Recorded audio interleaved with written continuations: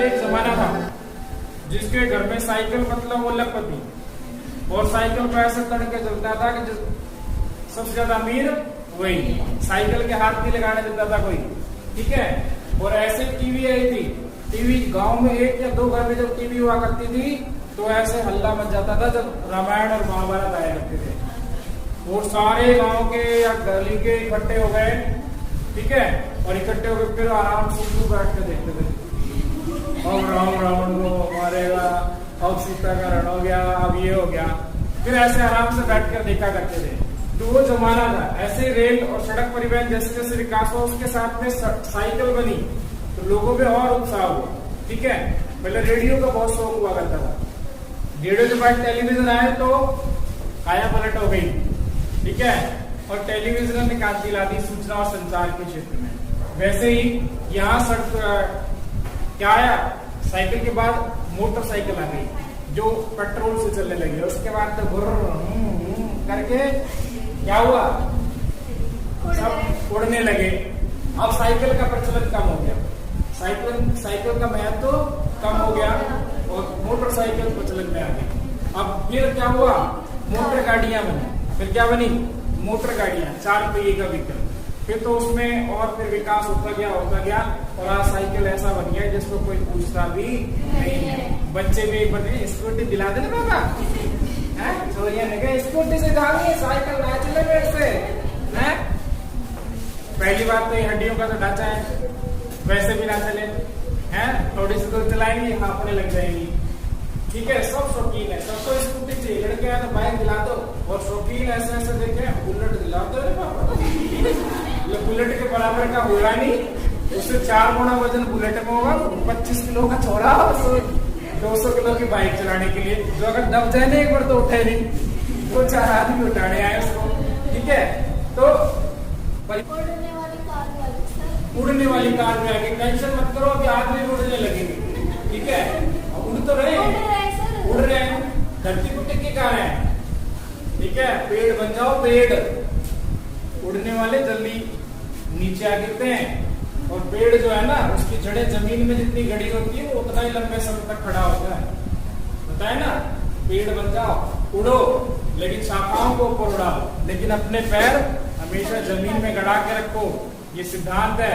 आप जमीन से जब अदर होगे तो गिरने का खतरा ज्यादा होगा, और आप जमीन में जितने गड़े रहोगे ऊंचाई चाहे आप कितनी बढ़ा लो लेकिन गिरने का खतरा नहीं होगा। इसलिए आप हमेशा जमीन से जुड़े रहें। पैसा चाहे कितना ही आ जाए, आप चाहे कितने ही पढ़ लें, चाहे कितने अमीर हो जाए, चाहे कुछ भी बढ़ जाए, लेकिन जमीन से जुड़े रहो।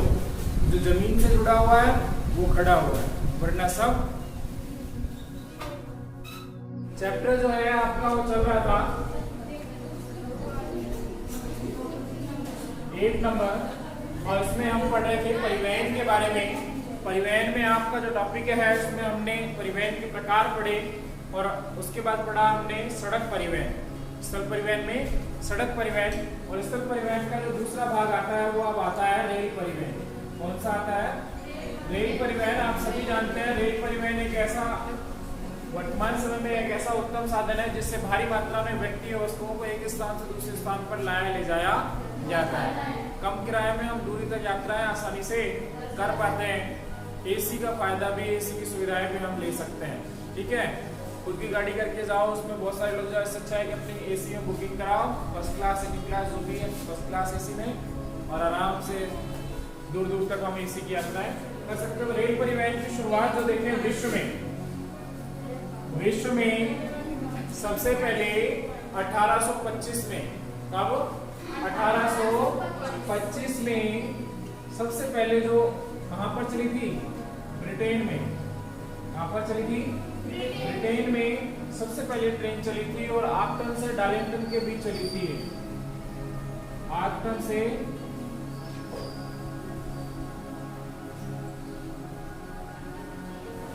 के बीच चली थी, और इनकी जो दूरी थी वो दूरी थी कितनी, 34 किलोमीटर चली थी। सबसे पहले आक्टन से डार्लिंगटन के बीच ये 34 किलोमीटर चली थी। भारत की बात करें तो भारत में सबसे पहले जो चली थी वो 1853 में चली थी, कब चली थी? 1853 में। और कहां से कहां? मुंबई से ठाणे के बीच, मुंबई से ठाणे के बीच। और लंबाई यानी कि जो थी वो थी 40 किलोमीटर की दूरी पर सबसे पहले ट्रेन ने दूरी तय की हमारे भारत। इसको और आगे चलूं तो राजस्थान में जो ट्रेन चली थी वो आपके चली थी आगरा, बांदीकुई से आगरा, बांदीकुई से आगरा के मध्य राजस्थान में सबसे पहले चली थी। बांदीकुई जो रेलवे स्टेशन है सबसे पुराना रेलवे स्टेशन है हमारा राजस्थानी है। और बांदीकुई हमारे अलवर से सभी पास जयपुर वाले क्षेत्र में लगता हुआ 200 वाला जिला जो है उसमें है। ठीक है, आज हम बात करेंगे सड़क रेल परिवहन की बात कर रहे थे। तो रेल परिवहन जो होता है इसमें रेल पटरियों के बीच की दूरी के आधार पर इन्हें 3 भागों में बांटा गया है। कितने भागों में? रेल पटरियों की बीच की जो दूरी होती है, 2 पटरियां होती हैं, 2 पटरियों के बीच की दूरी के आधार पर कितने भागों में बांटा गया है? 3 भागों में बांटा गया है। एक चौथा और लिया गया है जिसे मानक लाइन कहा जाता है।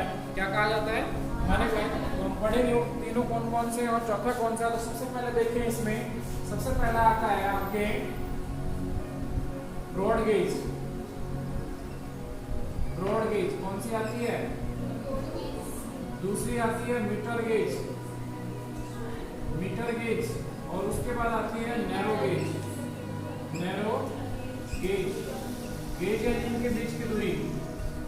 मीटर गेज में 2 पटरियों के बीच की दूरी होती है 1 मीटर। कितनी होती है? 1 मीटर। इसमें आपके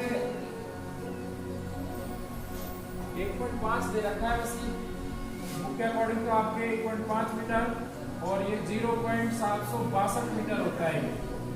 एक इसके अलावा और ली गई है एक लाइन जिसे बोलते हैं मानक लाइन। क्या?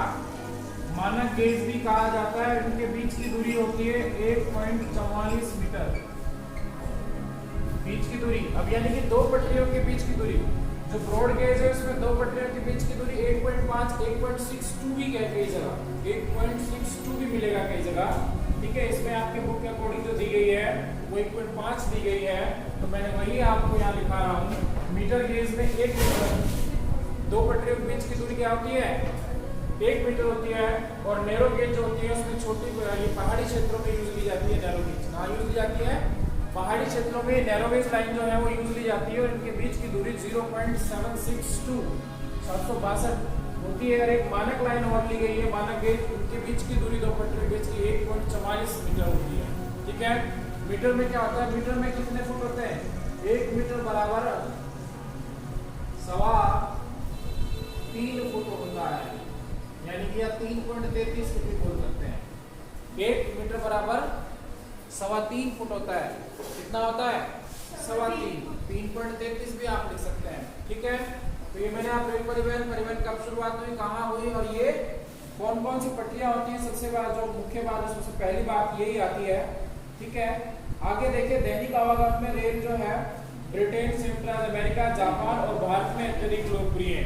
सबसे ज्यादा लोकप्रिय ब्रिटेन यानी कि यूरोप, ब्रिटेन है, अमेरिका है, जापान है, चीन है और भारत है। इन देशों में वैसे रेल परिवहन का महत्व तो विश्व के सभी देशों में हो रहा है, लेकिन साथ ही साथ ब्रिटेन, अमेरिका और जापान और भारत में ही अत्यधिक लोकप्रिय है। कारण क्या है? देखो, अमेरिका की पॉपुलेशन भी खूब है, भारत की पॉपुलेशन भी खूब है, लेकिन चीन की जो पर्वतीय क्षेत्र होने के कारण चीन में भी जनसंख्या ज्यादा, ट्रेन तो चलती है, लेकिन जापान और इन देशों में प्रमुखता घनत्व ज्यादा पाया जाता है, घनत्व ज्यादा पाया जाता है, इसलिए लोकप्रियता ज्यादा है। ट्रेनों से सफर करना लोग ज्यादा पसंद करते हैं। ठीक है, आगे देखें, इसमें विश्व में लगभग 13 लाख किलोमीटर लंबे रेल यातायात मार्ग हैं। विश्व में 13 लाख, विश्व में कहां पर? विश्व में 13 लाख किलोमीटर लंबे रेल मार्ग हैं, यह अनुमान है। ठीक है, रेल मार्ग हैं, 13 लाख किलोमीटर रेल मार्गों की लंबाई है।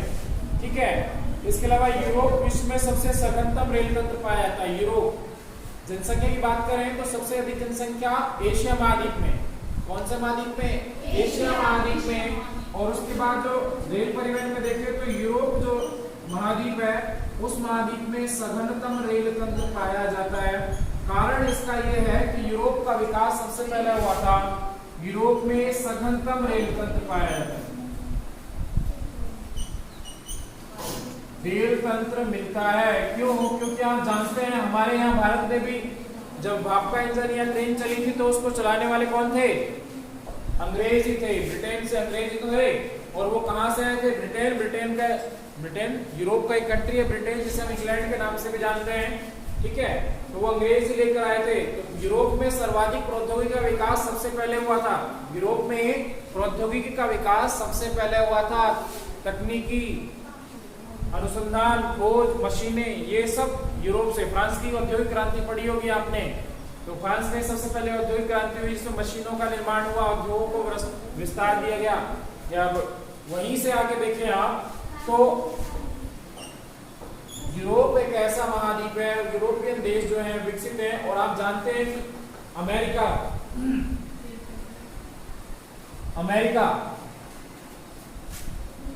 अमेरिका जो है उसका विकास बाद में हुआ है, लेकिन वर्तमान में सबसे अधिक विकसित राष्ट्रों की श्रेणी में अमेरिका महाद्वीप के राष्ट्र आते हैं।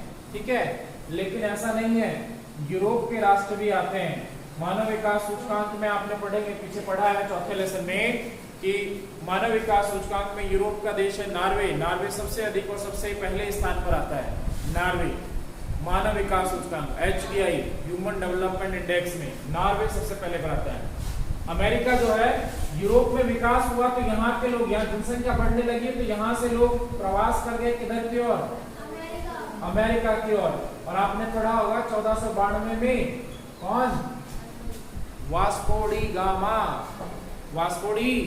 गामा ये कहाँ पहुंचे थे? समुद्री मार्ग से होते हुए अमेरिका महाद्वीप जो है वहां पहुंचे। और वहां जाकर के इन्होंने कहा कि भाई एक ऐसी जगह और भी है जहां पर हम रह सकते हैं। तो यहाँ से लोग गए, निकल लो फिर इधर रह लेते हैं आराम से, क्योंकि यहाँ जनसंख्या बढ़ रही थी, संसाधन कम हो रहे थे। तो इसलिए हमेशा लोग क्या चाहते हैं? कब्जा करना चाहते हैं। क्या करना चाहते हैं? खेत होगा ना अगल बगल में, तो ऐसे जोतते हैं बगल वाले के डोर पर कि दूसरे वाले खेत भी हमारे खेत में मिल जाए। थोड़ा सा डेली लट बजते हैं अखबारों में, देखो खेत जोतने को लेकर हुआ युद्ध है और दूसरे एक दूसरे के मुंड माथे फोड़े हैं। मैं तो अभी कल भी अखबार में देख रहा था। तो हम लोग हड़प नीति यानी कि दूसरे की हड़पने के चक्कर में रहते हैं। लेकिन जैसे या यूरोप से लोग कहाँ चले गए और यहाँ पर जाकर के इन्होंने कब्जा कर लिया और यहाँ बसने लगे। तो अफ्रीका से भी गए, अमेरिका से भी गए, एशिया से भी कुछ लोग गए थे। ठीक है, तो सबसे ज्यादा 90% लोग कहाँ से गए थे? यूरोप से। अमेरिका में 90% जनसंख्या जो निवास करती है वो यूरोपियन कंट्री से गई हुई जनसंख्या है। अमेरिका में जनसंख्या नहीं थी। ठीक है, और मानव सभ्यताओं का उद्भव जो हुआ था वो कहाँ से हुआ था? मध्य एशिया से हुआ था। कहाँ से हुआ था? मध्य एशिया। और मध्य एशिया में एशिया और यूरोप वाला जो भाग है मध्य एशिया, तो कुछ इधर चले गए कुछ इधर। बाद में अमेरिका गए थे 1492 में जब कोलंबस ने, वास्को डी गामा ने, कोलंबस तो कहाँ आया था? भारत के कालीकट बंदरगाह पर आया था, दक्षिण में कालीकट बंदरगाह पर आया था ना, जिसे कहते हैं कि भारत की खोज। भारत की खोज नहीं थी वो ये समुद्री मार्ग की खोज थी वो। ठीक है, चले आगे। यूरोप में सघनतम रेल तंत्र पाया जाता है। यहाँ रेल मार्गों की लंबाई 4,40,000 किलोमीटर लंबे रेल मार्ग है। कितना? 4,40,000 किलोमीटर। 4,40,000 किलोमीटर लंबे रेल मार्गों की लंबाई है टोटल। यहाँ 1000 बेटा मैं किलोमीटर बोल गया, 40,000, 4,40,000 किलोमीटर। ठीक है, यहाँ लाख हो गया तो 40,000। इतनी लंबी रेल पटरियां इस देश में बिछा दी गई है। अधिकांश रेल मार्ग हैं जो बहुमार्गी हैं। बहुमार्ग मतलब दोहरे, दो ट्रेन एक साथ आ जा सकती है। बहुमार्गी का मतलब दोहरे मतलब दो ट्रैक होते हैं, ट्रैक जिन पर ट्रेन चलती है। दोहरे में दो होते हैं, बहुमार्गी में दो से ज्यादा होते हैं। ठीक है, तो ये तो पहले ही ट्रेन का विकास कर चुके थे, तो यहाँ तो बहुमार्गी, हमारे यहाँ तो दोहरीकरण होना शुरू हुआ है। ठीक है, हमारे यहाँ इस वाले मार्ग पर जयपुर और ये दिल्ली के बीच में दोहरीकरण अभी चल रहा है अभी भी। शायद हो गया है। ठीक है, पहले एक ट्रेन थी तो पहले रोकना पड़ता था ट्रेन को। दोहरे पथ का क्या फायदा होता है, एक ट्रेन अगर खड़ी है तो दूसरी ट्रेन बगल वाले ट्रैक से आगे निकल जाए। ठीक है, सर्वाधिक घनत्व का प्रदर्शन करते हैं लंदन है, पेरिस है, ब्रुसेल्स है, बर्लिन है, ये प्रमुख देश है। इंग्लैंड में स्थित यूरो टनल ग्रुप द्वारा संचालित सुरंग मार्ग लंदन और पेरिस को जोड़ता है। यूरो टनल एक सुरंग है। अब देखो इसमें यूराल, अब किताब के अकॉर्डिंग यहाँ चलते हैं थोड़ा सा, क्योंकि इसमें आपको किताब से ही देखना पड़ेगा, क्योंकि बहुत सी ऐसी चीजें हैं जो सीधे मैं नहीं बता सकता। तो इसमें देखिए यूराल की बात कर रहे हैं, और यूराल में अत्यंत सघन, यूराल क्या है, यूराल पर्वत यूरोप में पाया जाता है। कहाँ पाया जाता है, यूरोप में यूराल पर्वत है जो यूरोप और एशिया को अलग करता है। तो यूराल क्षेत्र में, कौन से क्षेत्र में, यूराल क्षेत्र के पश्चिम में लगभग रेल मार्गों द्वारा कुल परिवहन का 90%, यानी कि यूराल, यूरोप का यूराल जो क्षेत्र है वहां के परिवहन का 90% भाग किसके द्वारा होता है, रेल मार्गों के द्वारा। किसके द्वारा होता है, रेल मार्गों के द्वारा। परिवहन में सबसे अधिक काम पे क्या लिया जाता है, रेल मार्ग। क्या लिया जाता है, रेल मार्ग। मॉस्को रेलवे का मुख्यालय है यहाँ पर। भाई यूराल वाले क्षेत्र में रूस वाला क्षेत्र है, रूस की राजधानी क्या है, मॉस्को। मॉस्को रेलवे का मुख्यालय है, मॉस्को। ठीक है, मॉस्को रेलवे का महत्वपूर्ण मुख्यालय है, और मॉस्को में भूमिगत ट्रेन भी चलती हैं। पहले से ही यहाँ भूमिगत ट्रेनों का विकास हो गया। उत्तरी अमेरिका, इसके बाद आता है, अब यूरोप पढ़ा हमने, दूसरा आता है उत्तरी अमेरिका। कौन सा, उत्तरी अमेरिका। उत्तरी अमेरिका जो महाद्वीप है, इस महाद्वीप में सर्वाधिक विस्तृत रेल मार्ग पाए जाते हैं। सघन नहीं, विस्तृत। सघन का मतलब होता है अधिकता, विस्तृत मतलब अधिकता होती है फैलाव ज्यादा हो। विस्तृत का मतलब क्या होता है, फैलाव ज्यादा होना। तो विस्तृत रेल तंत्र पाए जाते हैं, और विश्व के कुल रेल मार्गों का 40%, विश्व के कुल रेल मार्गों का 40% जो है वो अकेले कहां पर है, उत्तरी अमेरिका में है। कहां पर है, उत्तरी अमेरिका में है। अमेरिका का जो कनाडा देश है, उस कनाडा का जो रेल मार्ग है वो सार्वजनिक क्षेत्र में है। किसमें है, सार्वजनिक। सार्वजनिक में पहले बता चुका हूं कि वो उद्योग के प्रकार पढ़े हमने उसमें 3 प्रकार पढ़े। कौन से, सार्वजनिक, निजी और संयुक्त। तो सार्वजनिक सरकार के अधीन होते हैं, निजी व्यक्ति विशेष के अधीन होते हैं, और संयुक्त जो होते हैं सरकार और निजी दोनों मिलकर के एक साथ चलाते हैं। ठीक है, तो कनाडा में क्या, उत्तरी अमेरिका का एक देश है कनाडा। कनाडा जो है इसमें सार्वजनिक क्षेत्र के जो है रेल परिवहन पाया जाता है। कौन से क्षेत्र का पाया जाता है, सार्वजनिक क्षेत्र का। ठीक है, आगे इसमें कनाडा के बाद आता है ऑस्ट्रेलिया। ऑस्ट्रेलिया में जो है 40,000 किलोमीटर लंबे रेल मार्ग है। कितने हैं, ऑस्ट्रेलिया। किसकी बात कर रहे हैं, ऑस्ट्रेलिया की बात करें तो ऑस्ट्रेलिया एक ऐसा महाद्वीप है जो विश्व में सबसे छोटा महाद्वीप है, और ऑस्ट्रेलिया में कुल 40,000 किलोमीटर, 40,000 किलोमीटर लंबे रेल मार्ग है।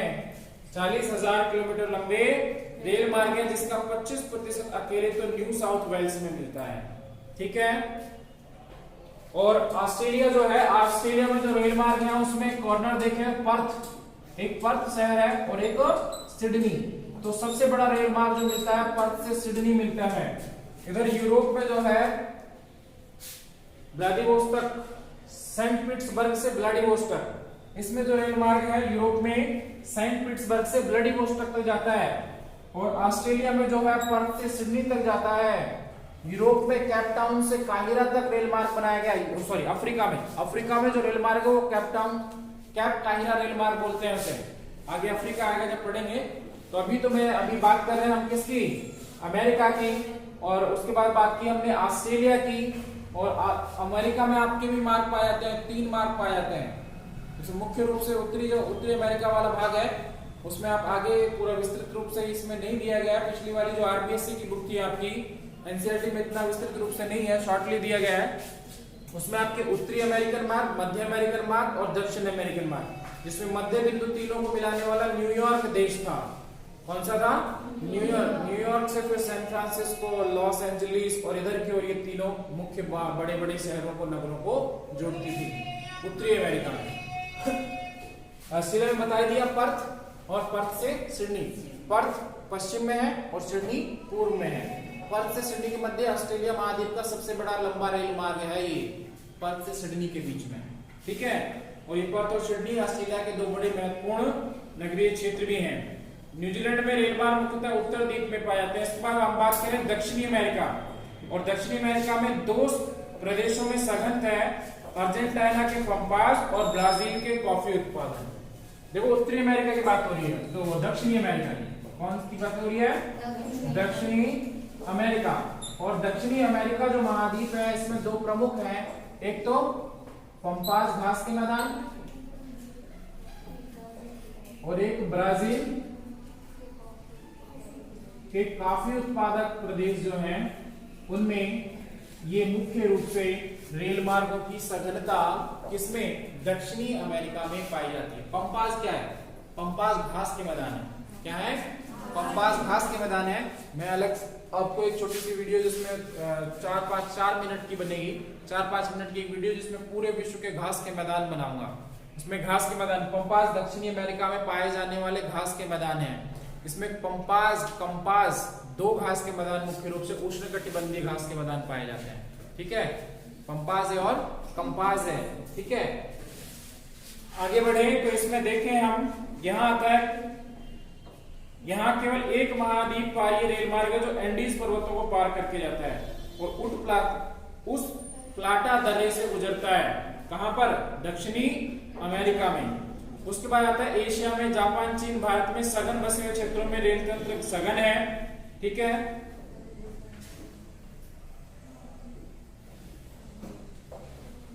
अब पढ़ेंगे हम पार महाद्वीपीय रेल मार्ग। कौन सा रेल मार्ग? रेल मार्ग में आगे देखें तो रेल मार्ग में अब जो हम पढ़ने जा रहे हैं वो पढ़ रहे हैं हम पार महाद्वीपीय रेल मार्ग। शब्द से ही क्लियर होता है।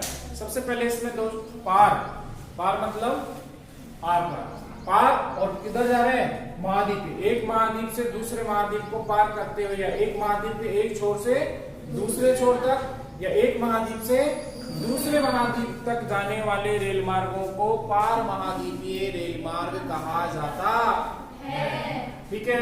तो इस पार महाद्वीपीय रेल मार्ग में हम देखें तो पूरे महाद्वीप से गुजरते हुए दोनों छोरों से होते हुए जाते हैं। इसमें कुछ प्रमुख रेल मार्ग हैं, उनके बारे में हम देखेंगे।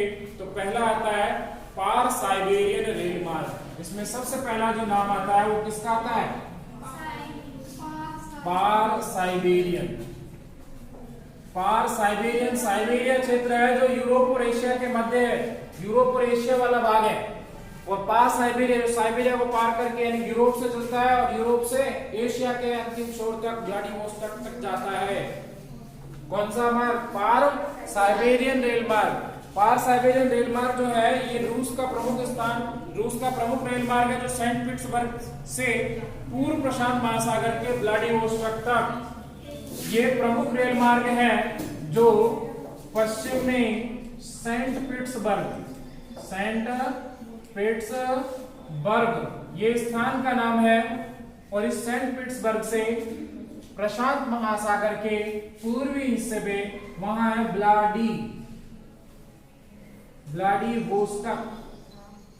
व्लादिवोस्टोक तक जाता है। अब देखो एक महाद्वीप ये यूरोप में है, ये कहां है? यूरोप में, और ये कहां है? एशिया में। तो एक महाद्वीप को क्रॉस करके दूसरे महाद्वीप में एक रेल मार्ग चला गया, इसलिए इन महाद्वीप रेल मार्गों को क्या कहा जाता है? पार महाद्वीपीय रेल मार्ग, ठीक है।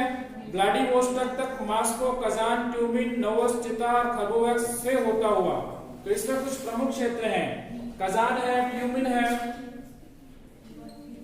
कजान है, ट्यूमिन है, मॉस्को है, चीता है। ये प्रमुख क्षेत्र है, ये स्टेशन है जहां पर जहां से होकर के रेल मार्ग गुजरता है, ठीक है।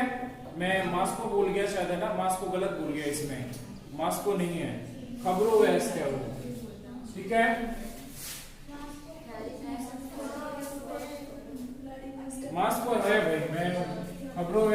गया मॉस्को है, मॉस्को, चीता, ठीक है, आदि। इन प्रमुख क्षेत्रों से ये रेल मार्ग गुजरता है और ये व्यापारिक रूप से रेल मार्ग काम लिया जाता है। एक महाद्वीप से दूसरे महाद्वीप तक सामान जो है, कृषि जो सामान है, औद्योगिक जो सामान है, अन्य जो सामान है, उनको एक महाद्वीप से दूसरे महाद्वीप पर पहुंचाया जाता है। आर्थिक धमनी के रूप में रेल मार्ग दोनों महाद्वीपों में कार्य करता है। आर्थिक धमनी यानी कि जो अर्थ का एक दूसरी जगह परिवहन करती रहती हैं, ठीक है। एशिया का सबसे महत्वपूर्ण और विश्व का सबसे लंबा रेल मार्ग है, 9322 किलोमीटर है ये। एशिया का सबसे बड़ा और महत्वपूर्ण रेल मार्ग है, जिसकी लंबाई 9322 किलोमीटर है और दोहरे पथ और विद्युतीकृत है। ये कैसा है? दोहरे पथ और विद्युतीकृत। कैसा है? विद्युतीकृत, जो विद्युत से चलने वाली ट्रेनें इसमें चलाई जा रही हैं। दोहरे पथ से डबल ट्रैक है ये, ठीक है। इसके साथ आप देखिए एशिया प्रदेश के पूर्वी बाजारों को जोड़ता है। इसके बीच में यूराल पर्वत, ओबे, येनिसी नदियों से गुजरता हुआ जाता है। और यहाँ पर देखिए रेल मार्ग में योजक मार्ग इसमें आपके देखें ओडेसा, यूक्रेन, कैस्पियन तट का बालू, ताशकंद, उज्बेकिस्तान, उलन बटोर मंगोलिया में है, लेनियांग मकसद में है, चीन में बीजिंग की ओर जाता है। आपकी बुक में ये पूरा चित्र दिया गया है और इस बुक में आप चित्र देखें तो ये चित्र है जो यहाँ से आप देखिए, यहाँ से पूरा होता हुआ ये इधर की ओर जाता है आपका, ठीक है। पूरा यहाँ से आप देखिए ये सेंट पीटर्सबर्ग है जो यूरोप में बाल्टिक सागर के पास है। और यहाँ से ये पूरा मार्ग होता हुआ मॉस्को होता हुआ, मॉस्को रूस में, कजाक होता हुआ, ट्यूमिन होता हुआ, ओमेस्क होता हुआ और ये पूरा आगे चिता और खबरोवेस्क से आगे बिल्कुल लास्ट में है व्लादिवोस्तोक, अंतिम पॉइंट। तो ये यूरोप और एशिया के मध्य रेल मार्ग आपका जाता है। विश्व का सबसे बड़ा कह लें, एशिया का सबसे बड़ा। दूसरा है पार कैनेडियन रेल मार्ग। अब पार कैनेडियन रेल मार्ग, कैनेडियन मतलब कनाडा में है। कहां पर है? कनाडा में। और कनाडा कौन से महाद्वीप में है? उत्तरी अमेरिका में। उत्तरी अमेरिका का महत्वपूर्ण रेल मार्ग है जिसे पार कैनेडियन रेल मार्ग कहते हैं। और इसकी लंबाई 7050 किलोमीटर है। लंबाई कितनी है? 7050 किलोमीटर लंबा रेल मार्ग है जिसे पार कैनेडियन रेल मार्ग कहते हैं, ठीक है। ये रेल लाइन जो है पूर्व में हैलिफैक्स से आरंभ होकर के और कहां तक? वैंकूवर से। ये शुरुआत होती है हैलिफैक्स से। कहां से?